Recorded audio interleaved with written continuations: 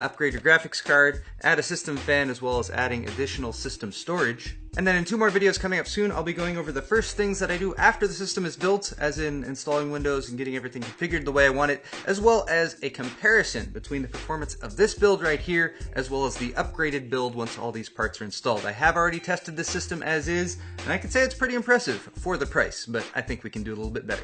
Let's run down the upgrade parts I'll be using for this little project. Now, if you were to buy these parts outright, as well as most of the parts from this system, at least the ones that aren't being replaced by these, it would cost you between $720 to $760 or so US dollars. That's not including a Windows license. I am maybe or maybe not including the price of the hard drives, because these are salvaged. I just have a couple different examples from old builds or old systems. So again, if you have an old 500 gig to 1 or 2 terabyte hard drive lying around, you can easily pop that into the system, save yourself 40 or 50 bucks. As for upgrading though, going from the easiest parts to upgrade to the more difficult parts, memory of course is simplest, just adding a second stick of memory. Beyond that, I'd say this stuff here is a little bit more difficult. Graphics card's pretty easy to pop in, and then we just need to connect the power connector. Fan we do need to mount to the side panel and then just plug in the 3-pin power. Hard drives need a power cable from the power supply and a SATA data cable from the motherboard, and then the CPU is what's going to be most difficult, simply because we need to remove the old CPU, and then we're going to be dealing with some cleaning of thermal paste. But it's not all that challenging, especially if you are prepared. So apart from the original build that I have right there, and I'm going to be slightly disassembling, I have my accessories and tools from the original kit. My rubber mat to keep things safe on the surface I'm working on, scissors, and a screwdriver. From my motherboard accessories, I have a single SATA cable, the other one that came in the package, as well as all the screws and everything that came with the case accessories. Now, we won't be using these for today's video, but you should definitely have them if you're doing a system build. One is going to be a USB drive, just a small one. You need a minimum of 4 gigabytes. That's just to make our Windows 10 installer. I like having an external drive just to plug in and make sure everything that might be on the computer that we are changing or updating or upgrading is backed up, and making a system image is also a great way to get back on your feet. And finally, like it or not, we are going to need another computer, because we need something that's internet connected with a USB port in order to make our Windows 10 installer. Again, I'll be covering that in the next video, so stay tuned for it. Maybe hit the subscribe button if you want to be appraised when that one goes live. Finally, for our CPU removal and replacement, I have a kit here to deal with the thermal paste. Now, I have this stuff from Arcticlean for removing and cleaning the thermal paste and the thermal contact area. If you don't have that, you can use alcohol. I have 91% here. You want high percentage alcohol, but maybe not quite 100%. 100% is a lot. I also have some stuff for cleaning the thermal paste. I like to use coffee filters if you have them available. If not, paper towels work just fine, just to make sure they don't get lint and fibers everywhere. Also, some Q-tips are very helpful for that. And of course, I need some replacement thermal paste for when we replace the CPU heatsink fan.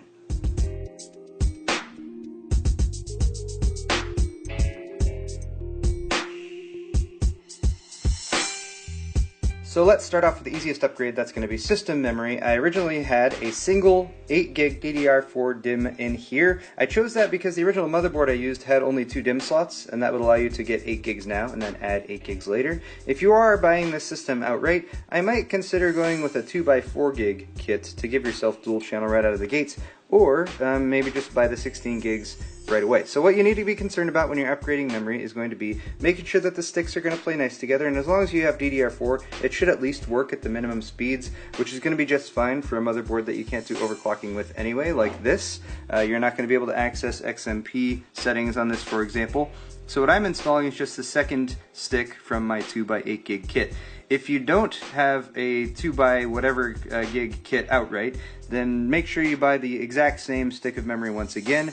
If that's not available, just make sure that at least, that it's DDR4, that it is the same capacity. So if you're adding another 8 gig stick, or if you're adding another stick, make sure it's another 8 gig stick along with that one, at least the ones that are in matched channels. And then finally, at least try to make sure that the speed is going to be equal. This one, for example, is 2666, but you might be looking at 2133 or 2400. The only other thing you have to worry about is double checking that manual to make sure that you're installing it in the right slots. Usually for dual channel capability, it's going to be every other slot, so it's pretty tough to get wrong. But beyond that, we're just going to install just like we did with the original system build by popping that latch out, making sure once again that our notch is aligned, dropping that down straight and evenly, and then applying firm pressure on both sides to snap it into place. And ta-da! We have upgraded our memory. Next, let's install this case fan, and with a lot of budget cases you will get a minimal amount of fans installed. That is the case with this case, which only came with a 120mm fan up front, which was, again, perfectly adequate for this system as is, with a dual core and a fairly low power, only drawing 75 watt GPU, since there's no extra power for this one. Only 75 watts is what it gets through the PCI Express bus. I digress though. Adding another fan will give us a bit of extra airflow for everything in here and keep everything a bit cooler, since we're upgrading to parts that will generate a little bit more heat. When we're adding a fan, we have to pay attention to airflow. So right now we have an intake in the front, and we have two other locations we can put a fan. A lot of cases will have fans at the top here. For this case has the power supply at the top, sometimes the power supply is at the bottom, and you'll have some places for exhaust at the top. This one has a place back here, which would probably also be used for exhaust going out that way. This is a smaller fan mount though, I believe it's a 92mm, so I didn't want to put a fan there. Instead I'm going to add the fan to the side panel right here. So popping on this side panel, we can see it's got a 120mm mount right there. It is not filtered, so that is a downside. It is going to gather some dust right here, but we can clean it off fairly easily. And all I'm going to need to do is mount the fan via these 4 points on the 4 corners. Make sure it's oriented the right way. I want it drawing air in, pushing air into the case towards the GPU right there, and having the intake here and the intake here will create positive pressure inside the case with both of those intakes, and then the power supply at the top is going to be drawing and pushing some air out, as well as just air going out the back there because of the positive pressure.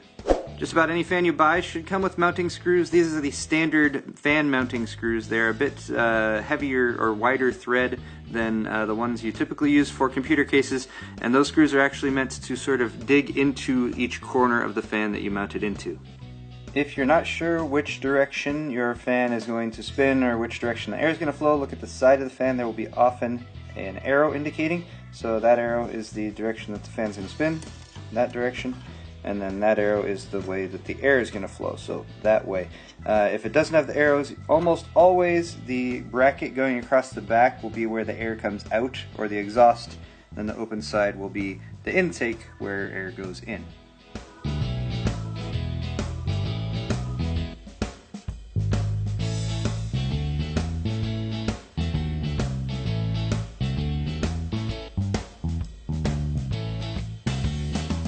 And so with our fan mounted onto the side panel, all that is left is to plug in that other 3-pin fan header, and there is a fan header available for it just above the graphics card in there.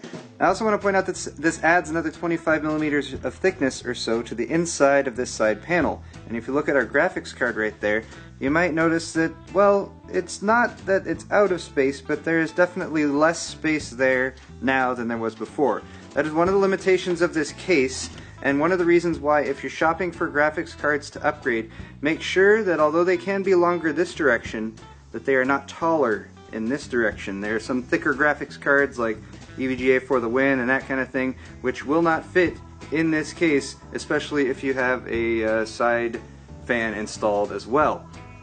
Another thing to keep in mind in terms of space is going to be this bracket right here, which is going to hold your couple drives. And I already have a 2.5 inch SSD mounted right up here to the top, but again, with a longer graphics card, which the GTX 1060 gigabyte version that I have definitely is, it's going to go out and again potentially conflict with drives that are right here. And with the gigabyte card, I also have to pay attention to the fact that there is going to be a power connector, which is going to be right down there, pointing out that way. So what I'm going to do is move that 2.5 inch drive down to the lower part of the bracket here, so it's a lot thinner than, say, the 3.5 inch drive over there, and I'll install the 3.5 inch drive up top, and that should give us enough clearance. But again, we're starting to see some of the limitations that you get with a more budget-oriented case like this, a $40 case. It is smaller and, you know, fits everything into a smaller footprint, but when you start expanding and adding stuff, you start to run out of space fairly quickly.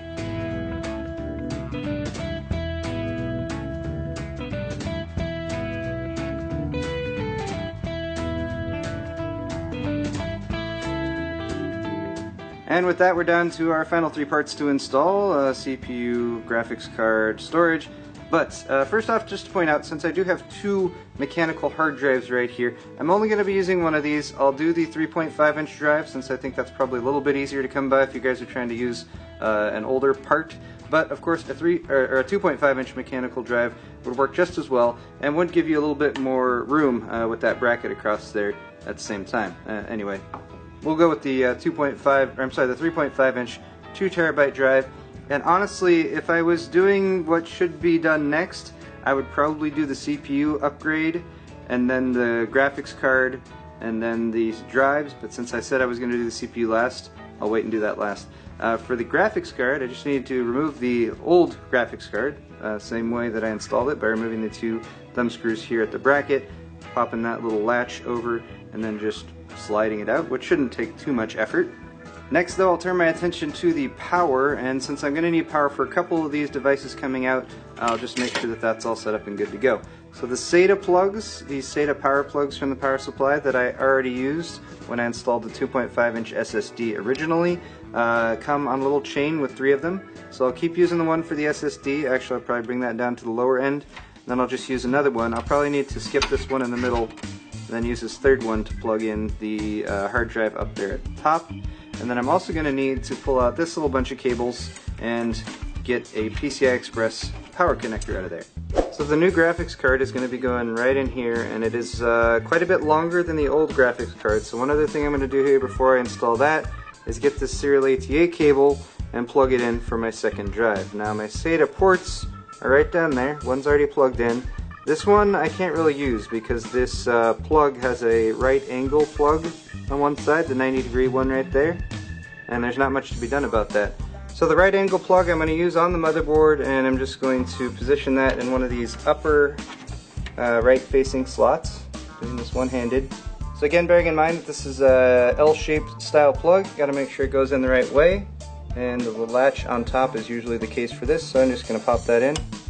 Snaps into place. Now I am blocking the lower SATA port here, but since there's not enough space for more drives in this build anyway, or not really much unless I use those 5 1/4 inch bays at the top, I do have a couple more available right there, and if it really comes down to it, I would just need to change SATA cables to get one that didn't have a 90-degree plug on one end. And then again, we have this plug waiting for the hard drive on the other side.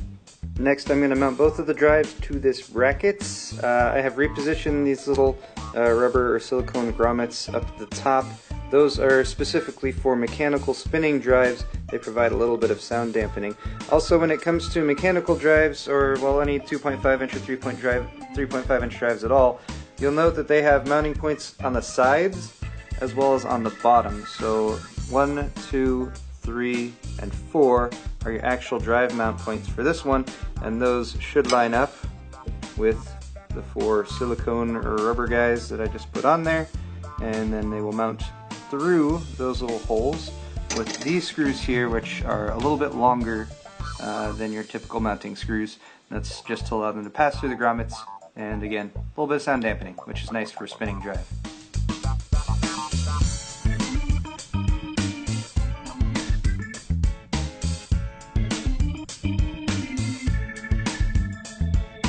So I really should move on to the CPU at this point, but just to be clear where we're at so that we can sort of rest everything in here once we're good to go. Coming from the power supply up on this side, I have a 3 SATA power plug cable, that's for the 2 drives. I also have a PCI Express power cable that I'm only going to be using one of these plugs. I need a 8-pin for the GPU I have chosen, but as you can see, this would be able to handle 2 plugs if the GPU required that. And then finally, I've got 2 serial ATA cables also plugged into the motherboard here, and that's again for both of the storage drives. However, if I were to like install that there with this bracket over here, which actually is lining up okay, thankfully, just like that, so we can see that there is enough room, for example, over on this side of the drive for those plugs to actually plug in without conflicting like with that fan or anything. There's enough room there. But also once that graphics card goes in, once again, it's going to be like that, except over here. And as you can see, that 8-pin plug down on the end definitely needs some space like right in here. So that's going to be a little bit of a tight squeeze. But anyway, with all this good to install, I'm going to go ahead and move on to the CPU. Removal of a stock Intel CPU heatsink fan isn't all that tough. You do need a flathead screwdriver, so sorry I didn't include that in the accessories, but most people have that. If you look at these 4 mounting points, you'll notice that they have arrows on all 4 of them. That's actually for removal. So turn each in the direction of the arrow. It'll turn about a quarter turn. That will kind of disengage that little plug part at the very bottom, which pops through the bottom of the motherboard and holds everything in place. You of course do also want to remove that 4-pin CPU power. And then each of these little plugs will just kind of lift up a little bit. That'll disengage again that plastic piece that's poking through the bottom of the motherboard. With all those just kind of lifted, you should be able to just give it a little bit of a jiggle and lift it off. Now you'll notice it did stick just a little bit. That's because the thermal paste, once it gets hot, kind of melts up and makes good coverage over the top of the CPU. So our next step is going to be to clean that off, so when we reinstall a new heatsink fan, it will make good contact. We don't want any air bubbles or any old residue left in there.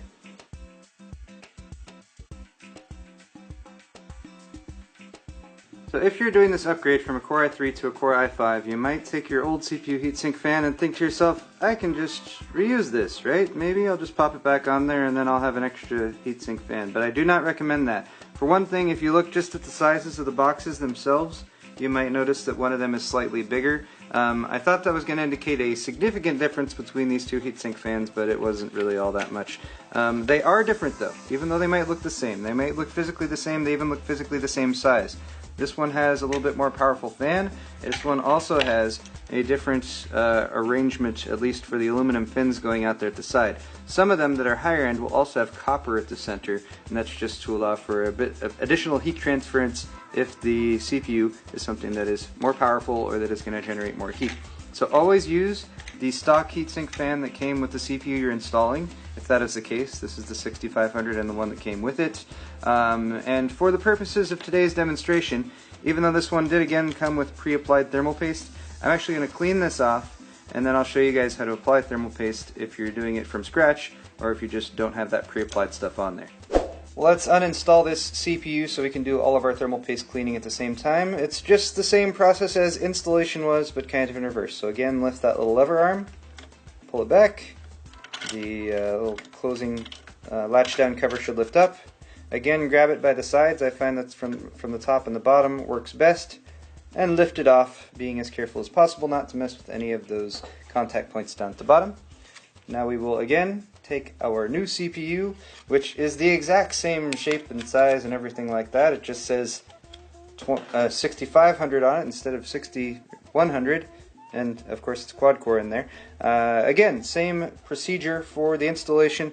Gold triangle at the corner, line that up with the gold triangle in the socket, drop it down in there. You've done this before.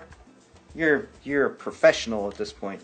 Then we will close the lid, push that latch lever back down, back into place, and we're good to go. Now if you're planning on reusing your old CPU or just storing it for a while or even returning it, it's definitely a good idea to clean the thermal paste off first. If you're using rubbing alcohol, just dump a little bit onto your coffee filters and then you can apply that to the surface.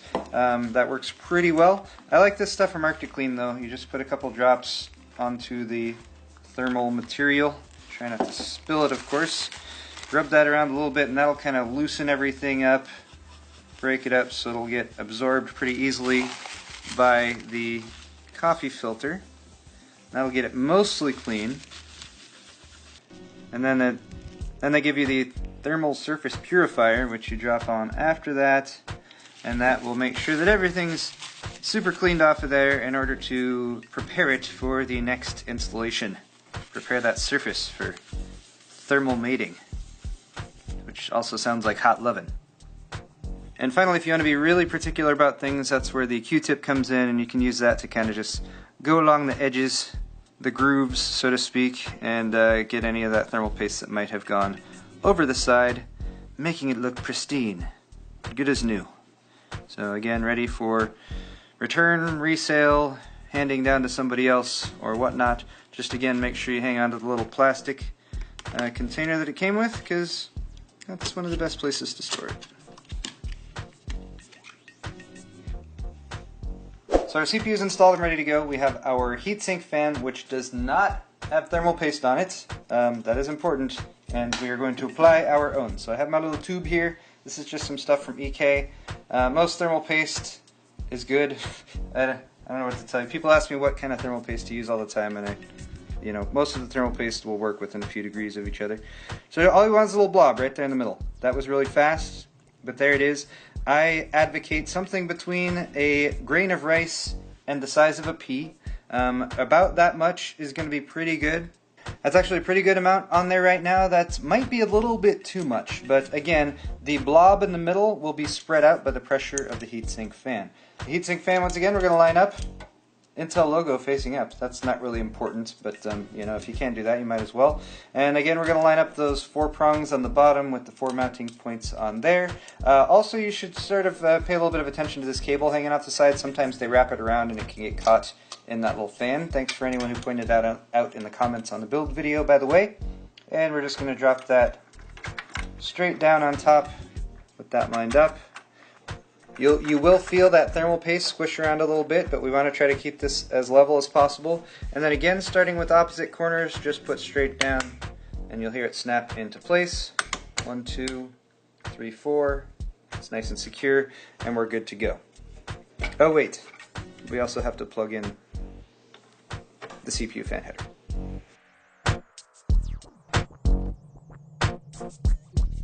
So with the CPU installed, moving on to dropping everything back into place since we're pretty much good to go. Graphics card went in again, just like it did with the original build. It's just a little bit longer, but it snaps into place with the PCI Express slot. Latch at the bottom can slide over to lock it in place, and then 2 mounting thumb screws at the back of the computer to make sure it's secured. This 1060 does require extra power from the power supply, so here is our 6 plus 2 pin PCI Express graphics power connector. These will usually say PCIe on them, and they're the only 6 plus 2 pin type connectors. Also bear in mind there is a latch on one side. Sometimes it's on the top on the graphics card side, sometimes it's on the bottom. This one is on the top, and that latch will engage with this little latch right here on the plug itself.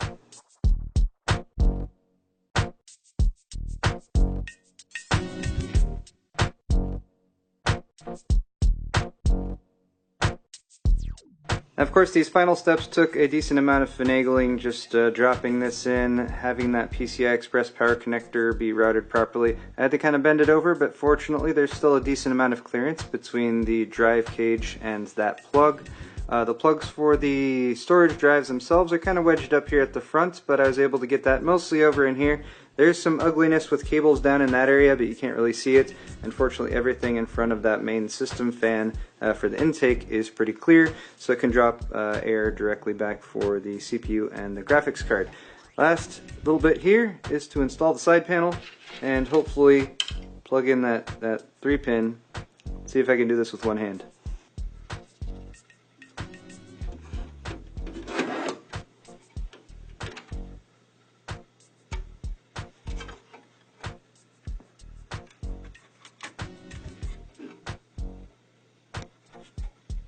I did it! Yay! Now, normally we wouldn't put the side panel back on right now, but since we've already booted the system up once, it should be okay.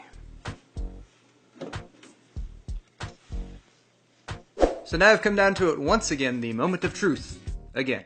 Oh yeah, power switch.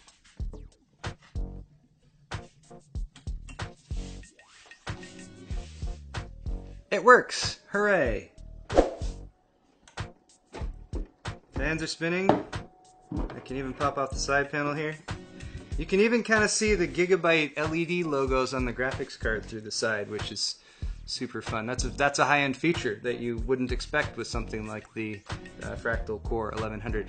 But guys, that's all for this video. I hope you've learned a little bit more about how to upgrade a computer, whether you're doing an upgrade immediately from the $500 build that I already showed you, or you're just looking for some tips on upgrading individual parts yourself. But I'm once again leaving you guys with a bit of a cliffhanger, which is that I've built the system, powered it on, and then said, cool, everything's fine. But where do you go from here? Should you go into the UEFI? Should you immediately start installing Windows? Thankfully, I have another video on that coming up very soon. If it's out, it'll be linked in the description. If it's it's not out yet, you'll have to wait just a few more days. It's going to be talking about first steps for getting the system configured properly, installation of Windows, and just some of the stuff that I do right off the bat. Thanks again for watching. Oh, and then finally we'll have a comparison video where I do benchmarks and comparisons between the $500 version of this build and this version of this build, which would cost between $720 and $770-ish right now, depending on whether or not you're forking over cash for a brand new hard drive. Thanks again for watching this video though, guys. Hit the thumbs up button if you did enjoy it. Links again to all this stuff is down in the description below. We'll see you all next time.